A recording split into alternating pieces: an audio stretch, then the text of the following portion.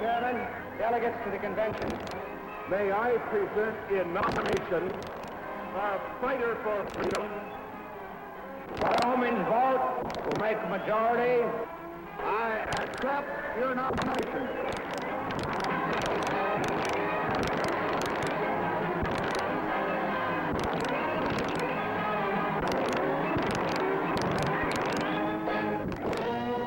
At first, presidential candidates are chosen at meetings called caucuses of the political parties in Congress. A majority vote in each caucus determines the opposing nominees for president.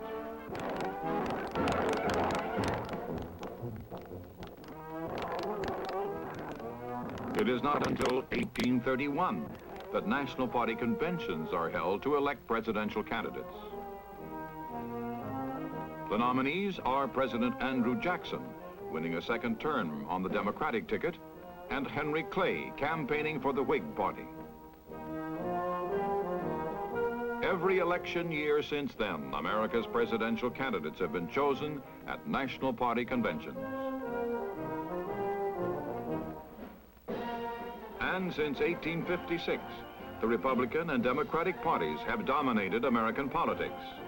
Abraham Lincoln in 1860 is the first Republican elected to the presidency. As the nation grows and pushes its frontier westward, the two-party system provides voters with clear-cut choices in presidential elections.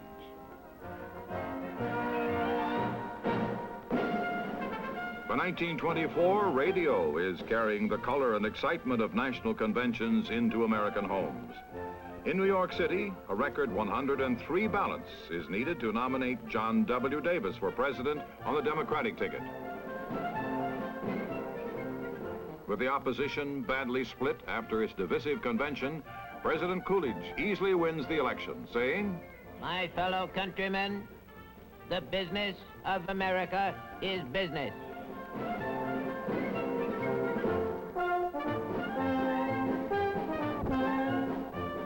In 1928, when the Democrats meet in Houston, the party's candidate, Alfred E. Smith, is placed in nomination by Franklin Delano Roosevelt. Victory is his habit. The happy warrior, Alfred E. Smith.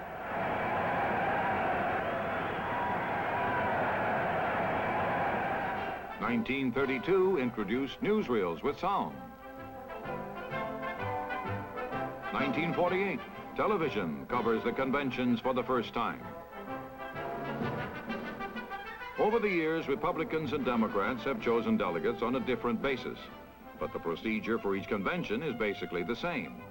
After being called to order, a chairman is chosen, delegates are certified, and a party platform is adopted. Now some nominating speeches, colorful and impassioned since 1936. One who is endowed with the intellectual boldness of Thomas Jefferson, the indomitable courage of Andrew Jackson, the faith and patience of Abraham Lincoln, the rugged integrity of Grover Cleveland, and the scholarly vision of Woodrow Wilson, Franklin Delano Roosevelt. A great, a grand, a vigorous, a fighting young American, the noble, the dramatic, and the appealing governor of the great state of New York, Thomas E. Dewey. Fellow delegates, I give you the man from Libertyville, the next Democratic nominee, and our next President of the United States, Adlai E. Stevenson.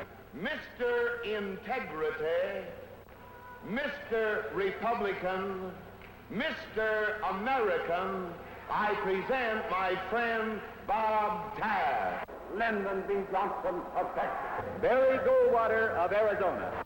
John F. Kennedy.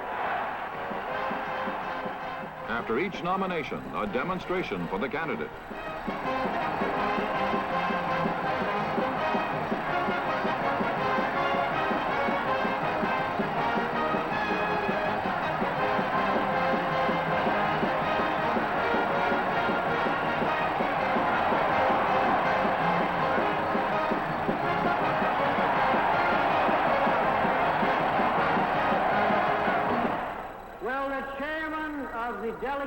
names kindly give me your attention. Alabama cast, Johnson, 20 votes. Kennedy, 3.5. California cast. The roll call vote, sometimes decisive, other times a formality. In recent years, most candidates have received the necessary majority on the first ballot. An example, John F. Kennedy in 1960. The next President of the United States, John F. Kennedy. Pennsylvania, 81 votes. Pennsylvania cast 4 votes for Senator Johnson, 68 votes for Senator Kennedy. Mr. Chairman, Wyoming's vote will make a majority for Senator Kennedy. There are 15 votes from Wyoming for Kennedy. Finally, the acceptance speeches. In 1936, Democrat Franklin D. Roosevelt. I accept the commission you have tendered me. I join with you. I am enlisted for the duration of the war.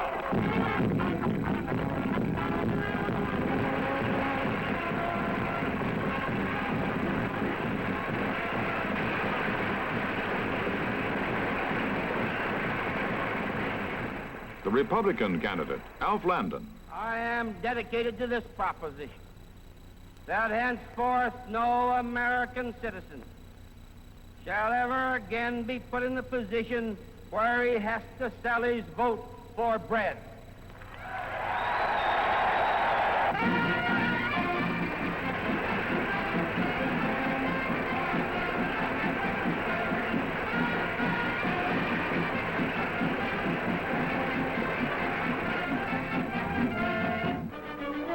In 1948, with Thomas Dewey campaigning on the Republican ticket, is one of the few recent presidential elections involving significant third and fourth party movements.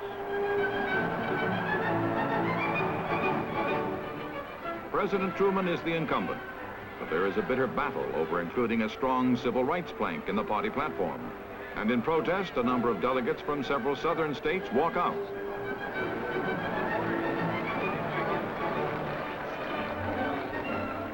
Some leaders talk of replacing the president on the ticket.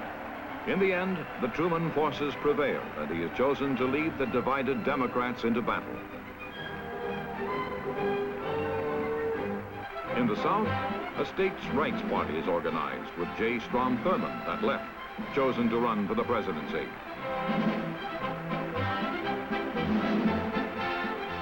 Accepting the nomination, the third party candidate tells his supporters, In the words of John Paul Jones, we have just begun to fight.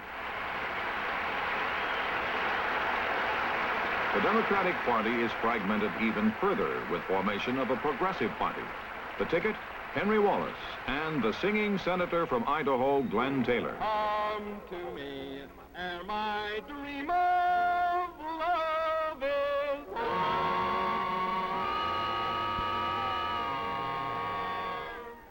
I love you as I loved you when you were sweet, when you were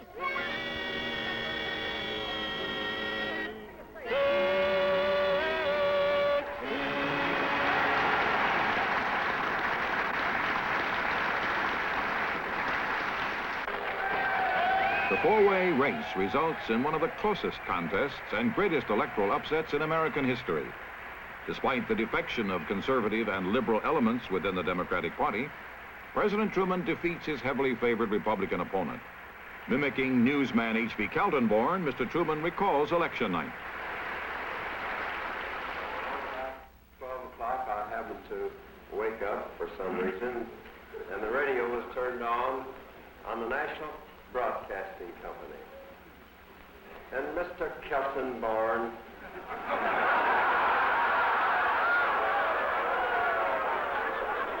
and Mr. Harkness were reporting the situation as it then developed.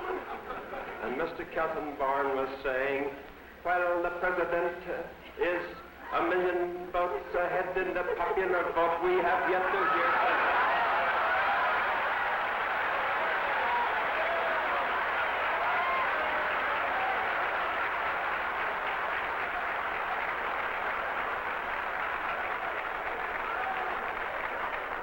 We are very sure that when the country vote comes in, Mr. Truman will be defeated by an overwhelming majority.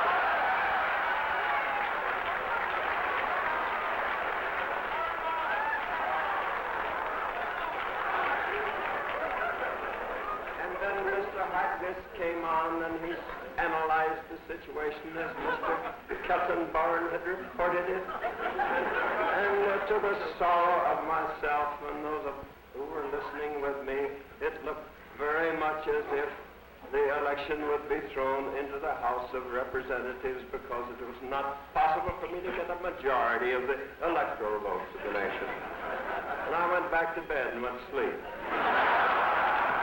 Along about 10 o'clock, I got a telegram which said that the election was over and that I should be congratulated on the fact that I had won the election. And apparently it was too bad, but it happened. National conventions are then a political process that is uniquely American. Faces change, but there are always the crowds, the speeches, music, and suspense.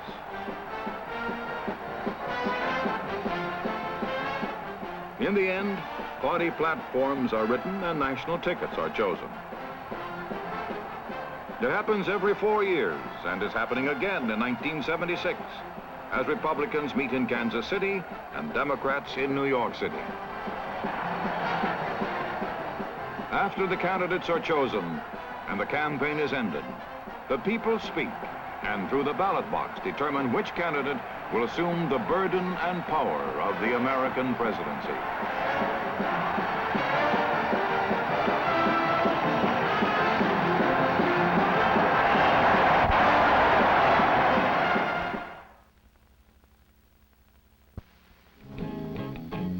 The Screen News Digest has been brought to you as a community service by Coppers Company.